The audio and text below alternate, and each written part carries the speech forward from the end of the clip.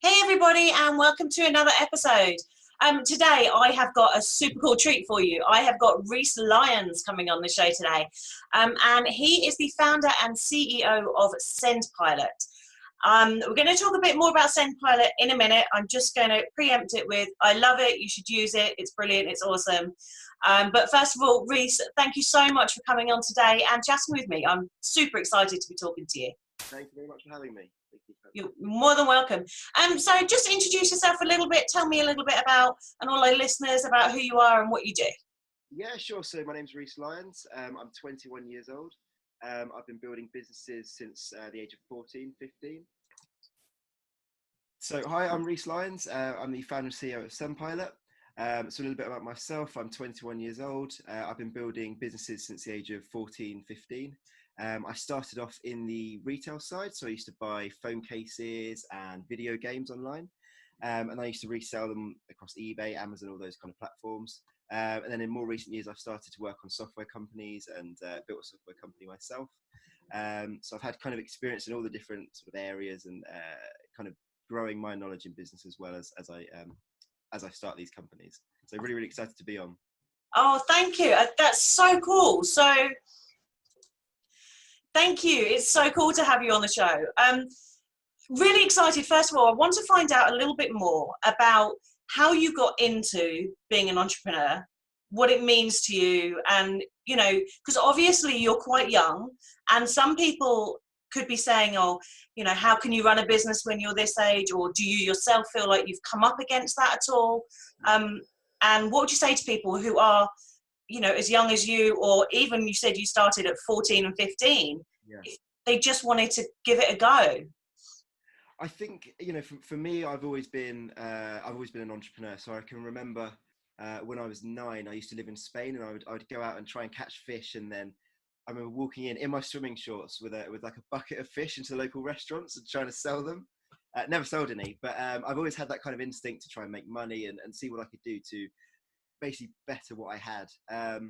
You know, I came from a great background, no complaints whatsoever. But I mean, I've always tried to make money and try and find extra ways of you know, buying stuff that my friends didn't have and that kind of thing.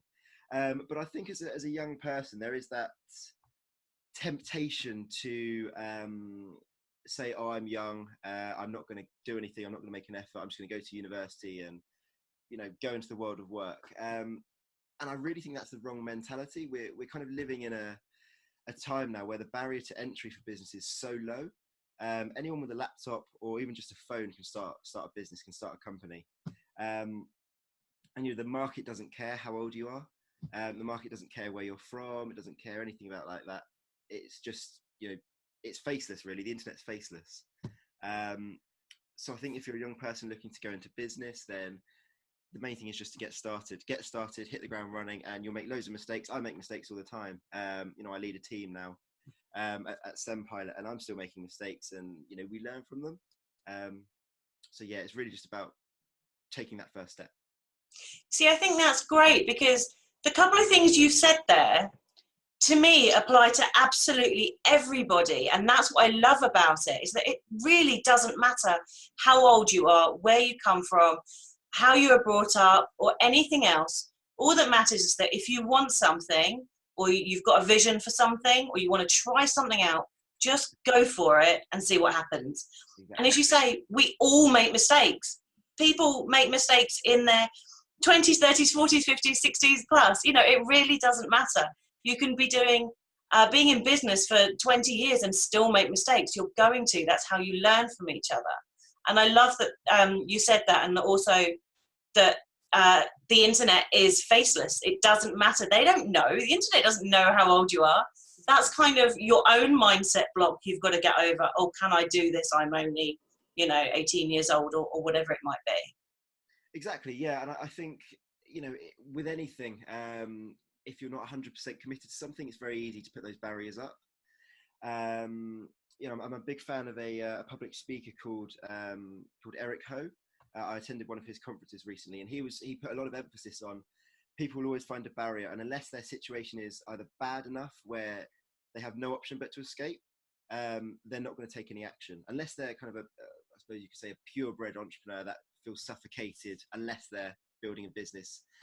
Anyone who's kind of teetering on the edge of starting something up, unless they're in a position where they're 100% committed, they're always going to find some kind of barriers, which is a shame really, because I know a load of really, really smart people that have got a great story to tell, whether that be through their blog or through creating a product and selling it.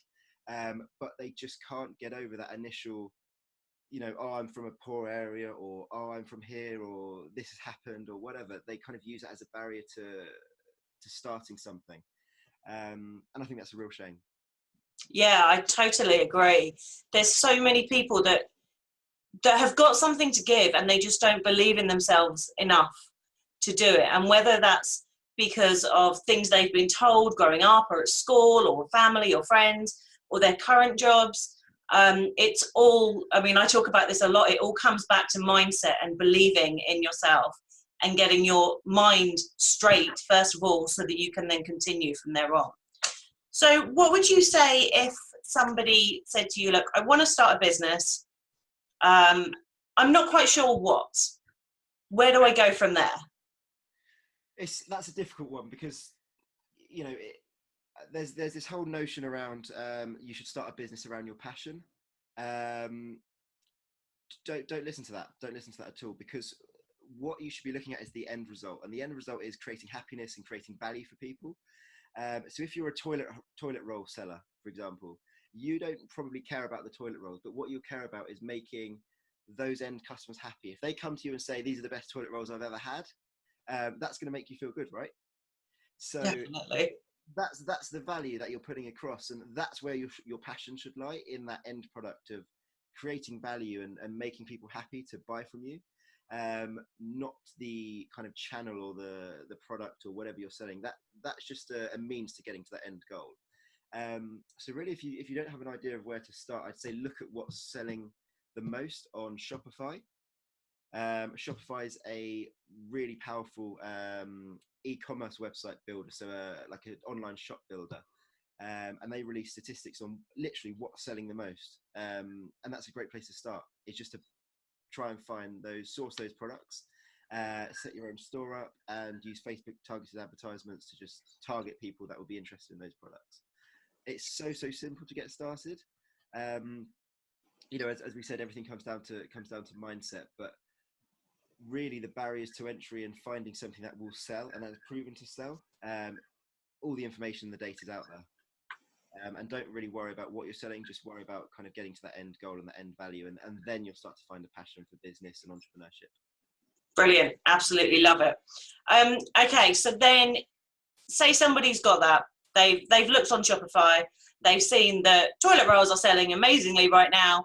They're going to target people on Facebook ads, but they're worried. They're worried that A, they're too young, or they don't have people supporting them, or they don't know what to do. How would you suggest kind of getting around blocks that stop people, especially young entrepreneurs, from getting started? I mean, the first thing is you have to settle on that idea that it is a very, very scary thing, and you kind of have to embrace that. So obviously, as a number one in the company, everything is my fault. And when I do something, even if I tell someone else to do it, if that goes wrong, it's my fault. Everything I put out is a reflection of, everything that happens is a reflection of what I've put out, right? And as a business owner, that's just the way it is, and you can't change that, and you can't delegate that, because it's your company and it's your direction, and that's just the way it works. So you kind of have to either be okay with that, and if you are okay with that, then yes, you can go on and start a company and blah blah blah and go from there. If you're uncomfortable with that and you see no way of overcoming it, maybe you're just not right for being that number one person. Maybe you should be a number two or number three, or partner with some people that are willing to take on that role. It's not to say that you shouldn't start anything. It's just maybe you should look for outside help, whether that be co-founders, business partners, investors, or just mentors, really, that can kind of give you that confidence or share some of that responsibility. That's a great way in, especially if you're a young person and you don't really know what you're doing. Having a mentor or someone that's been there and done that is a great way to start. The second thing is there's so many support networks now. there's so many support networks online. There's social networks. I actually built and ran a social network for entrepreneurs and startups that helped them network with each other and find mentors a few years ago. And unfortunately, we closed that down. But there's so many softwares and programs like that now. Help is out there. It's just a case of you need to go out and leave that comfort zone and try and find that help. And when you find that, you'll start to develop these skills where you can just make decisions, and then it becomes really exciting. Definitely. And a couple of things I want to pick up on there. You said that being number one, everything is your fault.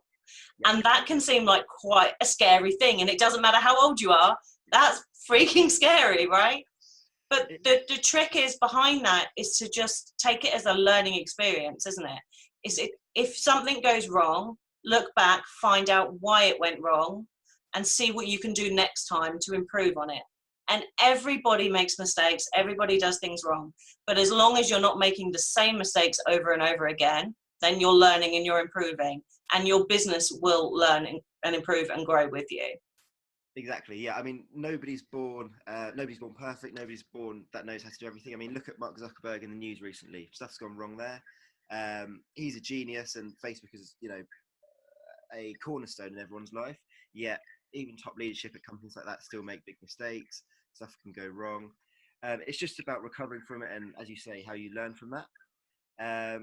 It's a huge challenge to take on. I mean, at Seven Pilot, we're in a position now where we're going to go from very few users to suddenly we're going to scale, and we're going to see thousands and thousands of people coming in that are all paying for the service.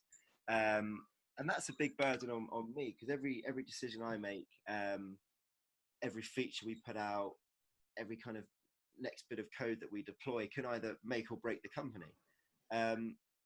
And it's a huge responsibility, and it is scary. And I sometimes sit up and have to plan everything and how we're going to do it. But that's the life that you choose when you want to start a company, and there's no escaping from that. And if everyone could do it, then everyone would do it. But if you're looking to start a business, it's just about that mentality, and you're already kind of one step closer to doing it just by saying, I want to start a business, and you're doing the research behind it. Brilliant. And the other thing you said is about having a mentor or a network of people around you. Now, that's something that I'm really, really an advocate of.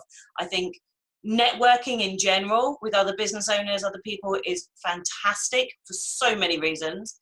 And having people around you that, whether it's a Facebook group, or it's online video calls, or it's meetings, or you're just listening to podcasts, having those people around you that are all contributing to building your confidence, teaching you things, sharing knowledge and advice, and supporting you is absolutely huge. It is one thing that not a single entrepreneur I know or have ever heard of would ever do without.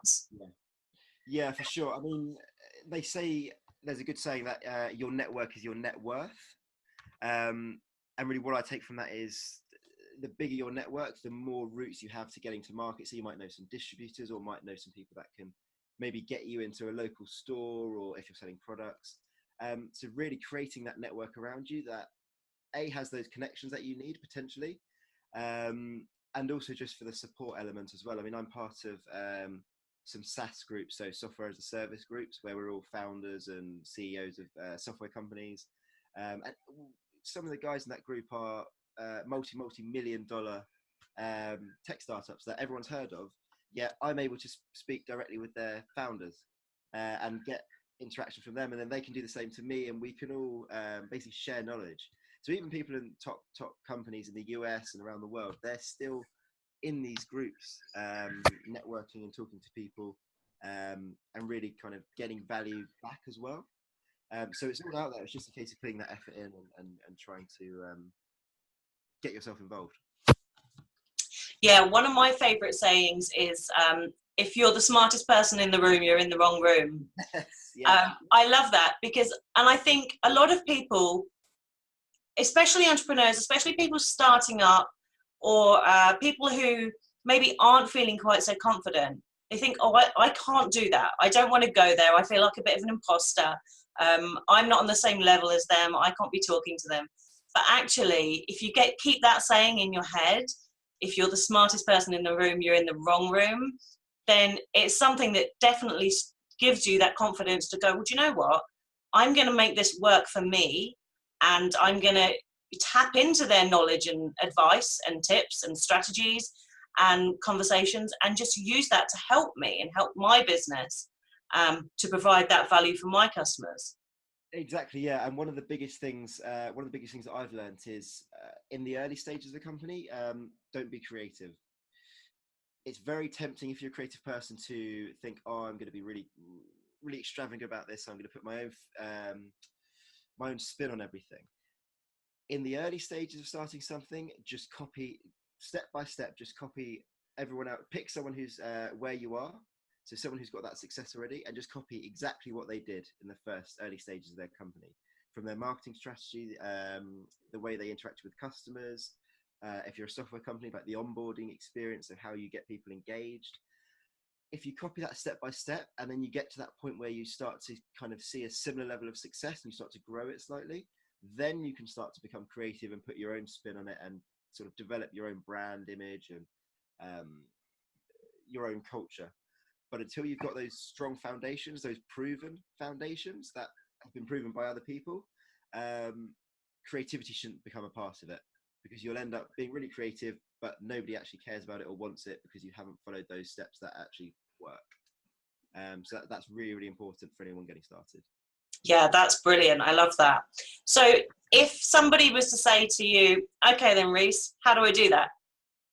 What are your first tips on actually finding the person that you can take advice from? And when we're saying copy, we're not saying copy their content. We're not saying use their words, use their images. We're just saying copy their strategy and their plan for things. Yeah, obviously you have to be very careful of, when I say copy, you have to be very careful of what you're copying. But building foundations is just about the strategy, how they got their initial users or their initial customers, where they went, what directories they reached out to. Obviously putting your own content out there, but there's nothing wrong with, like when you're starting a YouTube channel, one of the best ways of growing an early audience is just finding out what the top YouTubers are doing and creating a video with, either very, very similar or the same title, because people are looking for that and people are searching for that. And then obviously putting your own content out there. But by using that same title and using that same kind of content foundation, you're going to start to put yourself on the same level as those people that are already at that level of success. If you just start from nowhere and start creating content that hasn't got any proven track record, you're kind of destined to fail a little bit because you're not moving in line with what's actually working at the current time. So in terms of the first question, really it's just about research. So what I do is we pick Buffer, which is a social media scheduler. They're a huge company. And I follow their blog. So they've got a very active blog. And they've literally got blog articles of how they got started, how they got their first 50, 100 users. And really we're just trying to copy the same steps and then build upon from there. All the information's out there. You'll be surprised at the amount of information you can find if you just type in how did XYZ company get started, or how did they get their first customers. It's all out there. Usually the founders of the company actually put it out for you as well. So really it's just taking the time to do some Googling and do some research, Cool. and mapping out how you're gonna mimic it. Cool. And that's important, isn't it, to actually map out, to actually have a plan in place of what you're going to do and how you're going to do it to keep you on track with what you're going to do. So you mentioned briefly then, I just want to pick up on that because it's something I know that we discussed briefly beforehand, was how would you get your first 100 customers, your first 50 customers? What are your tips on being able to get those first few people through the door? Really, it kind of differentiates for every business. I mean, if you're selling, let's think. If you're selling food sauces, for example, like I don't know, you've made a special Thai sauce. Why not hang out in the food aisle of a supermarket and just speak to people that are buying Thai sauces. You can see they're in that buying stage already. So even if you don't get them as a customer, you can find out what they're looking for in a sauce. You can find out what attracts them, what makes them pick this one over that one on the shelf. And you can use Facebook advertising and that kind of thing. But if you're selling something that's already in stores, just position yourself there, because you're going to be speaking to people directly in person in that buying stage, and you can get some really, really good feedback. You can even offer them, your website or a business card saying, we're launching this new sauce company. From what you've told me, it'll be really interesting. Have a look. And from there, you can just start to develop personal relationships with customers. So the first 50, 100 should be a really personal one-to-one relationship, where you're speaking to them on Facebook or WhatsApp or Slack or whatever, just to try and develop a mutual value exchange, essentially. So you're offering them value, and then they're using the product or the service, and then in exchange you're getting feedback. It's got to be personal. That's the main thing. Is just make it personal. Position yourself where everyone is, whether that be in a shop or on forums online, Facebook groups where your target audience are, and really just ask questions. Just ask questions. Don't go in for the hard sell. It's all about creating value, so everything is just an exchange of value. Because at the end of the day, what you'll find is nobody actually cares about what you do. They only really care about what you'll do for them. Yeah. So if you come in and you say, this is what we want to do for you, we want to find out X, Y, Z about you and how we can help you, how we can help you meet your end goals, that's a lot more interesting for them, and you'll start to see a much more positive response, and you'll start to develop brand heroes and brand ambassadors for your business in the early stages. Brilliant. I love it. And we started to talk there briefly about Facebook and community groups. Obviously, I've got the Empowered Entrepreneurs Club. You've got your own Facebook groups and pages and everything like that as well. So social media is such a huge thing. As you said earlier, Facebook is like literally the cornerstone of everyone's life, right? Whether you love it or hate it, you can't get away from it. I personally love it. It's great. I have to say I love it more for business than I do for personal, which probably Facebook will hate me for, but I do. Sorry.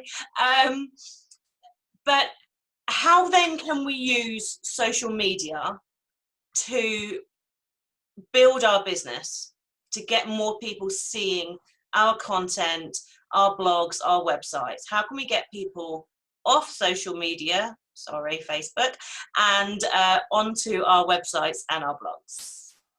So there's a few different ways of doing it. I think the first thing you need to do is understand one thing, that most people are on Facebook. It's very easy to get in the trap of thinking, oh, I'm selling to doctors. So doctors aren't on Facebook, right? Doctors aren't on Facebook, but they might be on Facebook, not as Dr. John Smith, but as John Smith. But they're not necessarily on there in their professional capacity. So if you start putting content out on Facebook where everyone is, and you target people in that profession, the targeting options on Facebook are so powerful. You can target people by income, by profession, some really crazy, quite scary metrics actually. But you can reach out to Dr. John Smith, who's actually John Smith on Facebook, put your content in front of him where he is, and then because they've seen that, then they might read it while they're having their their morning espresso or whatever. I don't know what coffee you drink in the morning. Might be espresso. But then they see that, and then they might read into it, might read your content, and then they'll go onto the website. So it all just starts off by putting that initial interaction out and that initial push of content onto their social feed. And the best way of doing it is through Facebook advertising. So Facebook advertising at the moment is so undervalued for the amount of exposure you get. You shouldn't really be looking anywhere else for any kind of advertising or marketing budget. I mean, Google AdWords are really good, but for us, we can reach 30. I think the other day we ran a campaign and we reached 30,000 people, and it cost us £100 or something, which is tiny. I mean, maybe they don't all click on that ad, but they still see our brand coming up. They still see our big blue logo, and subconsciously they're going to remember that. On average, it takes people 8 times to see one ad on Facebook before they actually click on it. but it's so cheap that doesn't cost us anything. So they can see it 8 times, and then on the 8th or 9th time, they might click on it and it costs us 20p. But by that time, we've built up such a brand recognition with them for next to nothing. The potential upside is huge. And then they'll start to talk to other people and their family, and really just spirals from there. So Facebook advertising is definitely the way to go. Targeting the right people and getting out of that assumption that the people that you're targeting or your target market on Facebook. Who's saying that? I mean, you. How do you know? How do they know that the doctors or the physicians or whoever on Facebook? It's just what they're thinking, but it's not actually true. Yeah, definitely. I mean, if you kind of think, the doctors and the lawyers and the teachers and Richard Branson. Well, I can tell you for one, Richard Branson is on Facebook, and you must have doctors and teachers and lawyers in your family or friends of family. They're also people. They're also mums, dads, brothers, sisters, friends. They also have a life outside of their occupation and their job and their careers. And that outside life also includes Facebook, where you can then come up in front of them. So I want to talk to you a little bit about blogging, because anyone who knows me knows I am a huge, huge content person. I love creating content and writing content. I'd do it in my sleep if I could. In fact, I usually dream about it and then think, let's write that the next day. And I love blogging, and I love sharing my blog posts on social media. And we've talked a lot about Facebook, but we can also talk about Pinterest and Twitter and LinkedIn and Instagram, as well as Facebook for social media. So you've got to remember those are the big 5, right? So when I would write a blog post, and I think this is what a lot of people do, and this is one of the biggest mistakes I see with people who blog, is that they write a blog post, they share it. If they're good, they'll share it on all the platforms. Most people won't. And then they'll forget about it. Let's wait for that car. And this is why I love SendPilot, because SendPilot stops you from forgetting about it, or rather, you're allowed to forget about it, but it stops other people from forgetting about you and your content. So, as I said, I absolutely love SendPilot. Tell us a bit about it. Tell us all how it works and how awesome and fabulous it is. Thank you. Yeah, sure. So essentially, SendPilot is a software program, and it turns your blog articles into social media posts. So what it does is it analyzes your blog article, it pulls out parts of content, quotes, any interesting facts that you've put in there, and it then creates a 12-month social media campaign based on your blog article. So it pulls out backlinks, hashtags, images as well, and content snippets, and it actually uses artificial intelligence and some other cool stuff like that, which we won't get too far into, to actually create and write the social media posts for you. So previously, where you'd have to sit and spend hours and hours writing out, hey, I've just published this, or put an interesting quote and a backlink to your blog, it basically does it all for you. So you go from having no campaign whatsoever to a whole year's worth of social media campaign written for you and then scheduled to drip feed to your social media accounts over the year in about 30 seconds. And all you have to do is post the blog article URL into SendPilot, and it just does it all for you. Yeah, that's what I was going to say. It is as simple as highlighting your URL from your blog, sticking it into SendPilot, click the button, and it generates 12 posts, 8 posts, and you can do this as many times over as you like. You can edit the text that SendPilot automatically comes up with. So if you've got kind of a particular way of speaking, or you want to add some, more exclamation marks in, like I probably would, then, you can do that as well. And it picks up all your images, quotes, as you said, facts and statistics and things like that. And it's so quick and simple to use. So you set it up once, it literally takes 30 seconds to do, a couple of minutes if you want to change anything. And then it's done, and you don't have to think about it again. But the great thing is, the benefit is that because you don't have to think about it again, it's automatically getting sent out, so it's less work for you, and it creates that 12-month campaign, so that even in 6 months, 8 months, 12 months down the line, people are still coming back to that blog post. So that content that you sat up all night writing, or you spent a week doing something really super cool on your blog, that content is still getting views and traction and traffic months down the line. That's exactly it. Yeah, it's really about creating kind of an evergreen environment. So all the content you're putting out is recycled throughout the year. And as you say, all that effort you've put in is just used to keep driving interest around your social media accounts, but also driving that traffic back to your blog or back to your website if you're a small business. So it's incredibly valuable, and we're seeing people all over the world joining from kind of smaller companies, bloggers, and they're all saying it's saving them hours and hours of sitting and writing all out manually. And one of the extra things we've just released actually is content curation. So now we also understand the topics of your blog articles.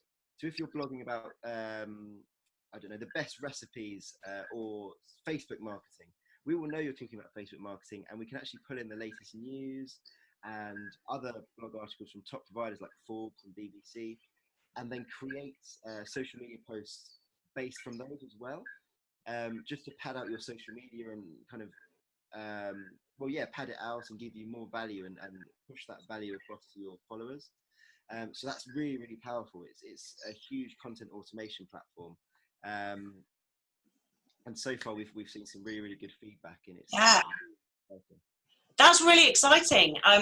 Because the other thing that can do, that content creation, is that you're also then networking with that other business at the same time. So if you think there's no way I can get in front of Forbes, well, hold on. If you post some of their articles and it kind of, you can tag them in it and it relates to what you're posting about, you've already got some connection going on there. Exactly. Yeah, it's all relationship building. Everything in business is relationship building, whether that's on social media, offline. And really, STEMpilot is just about developing that. It's about developing those relationships, but taking all of the effort out of it and kind of leaving it up to us and our systems to do it all for you. We run it now for our own social media accounts, and we also employ. We've got a content team as well that does them manually. And I sit at home and I scroll through and I can't tell which ones are written by our content team or which is written by STEMpilot. Brilliant. Really, really powerful, and it's so accurate as well. It's taken a long time to get it as accurate as it is now. But yeah, it's incredibly valuable, and hopefully, we'll be able to give your audience a discount code and kind of get you signed up. Awesome, that's fabulous. Thank you. No problem at all. Cool. So, just to wrap up, I'm going to put you on the spot because I'd like to give my guys some action steps. Sure. So we've kind of talked about two main things here, about becoming an entrepreneur and about social media and getting people to see your content. So putting you right on the spot here, can you give me your top tip for each one of those topics? Okay, so for the first one, becoming an entrepreneur, I'd say it's 20% skills, 80% mindset. So once you can get your head around that, you only need a little bit of skills, but the rest just need to be putting that effort in. Work a lot of work. I work 18-hour days. It's really just about putting all that effort in and kind of developing that mindset where people who don't start a business will focus on the downside. People who do start a business will focus on the potential upside. And it's just about reframing that. Stop focusing on the potential downside, just focus on that upside of where you want to be, and then that will give you that motivation to start as an entrepreneur. On the social media side, it's just about creating value. All you have to do is just create value for people, constantly be putting content out that you think will help people. If you think it's an interesting read and you've read it, just share it on social media. Just share it, tag a few people, say, hey, I thought this would be interesting for you. People don't buy a product or service. They buy from people that are creating value for them and creating that relationship. So the earlier you set those foundations, and you'll start to increase visibility online and visibility on social media, and you'll start to develop those relationships. So yeah, just keep putting content out and creating value. Awesome. Absolutely love it. Reece, thank you so much for coming on and chatting with me today. I know we've been talking kind of behind the scenes and via Facebook for months now, so it's great to actually be chatting to you face to face, because we are doing this on a video call for those of you listening on the podcast. So Reece, tell us where we can get you online. Where can we find you online? Yes, so so for SendPilot, you can sign up for a free trial at www.sendpilot.co. That's .co. So, or you can reach out to me on LinkedIn, Twitter. So I'm at Reece Lyons SB, or Facebook as well. I'm on all the platforms. I'm on everything. Put my name in with SendPilot, and I'll be there. Feel free to reach out anytime. And yeah. Fabulous. And guys, I'm going to put all the links for Reece, for the website and SendPilot and everything, in the show notes as well. And I'm going to grab that discount code for you as well, and I'll put that in the show notes for you. Reece, thank you again for coming on. You've been absolutely brilliant. Can't wait to chat to you again. I'm sure we're going to do it again soon. I'm sure there's tons more we can talk about. And everyone, seriously, quite honestly, I don't often recommend software or anything like that, but try out SendPilot. You're going to love it. Thank you so much, everybody. Take care, and I'll see you soon. Bye-bye.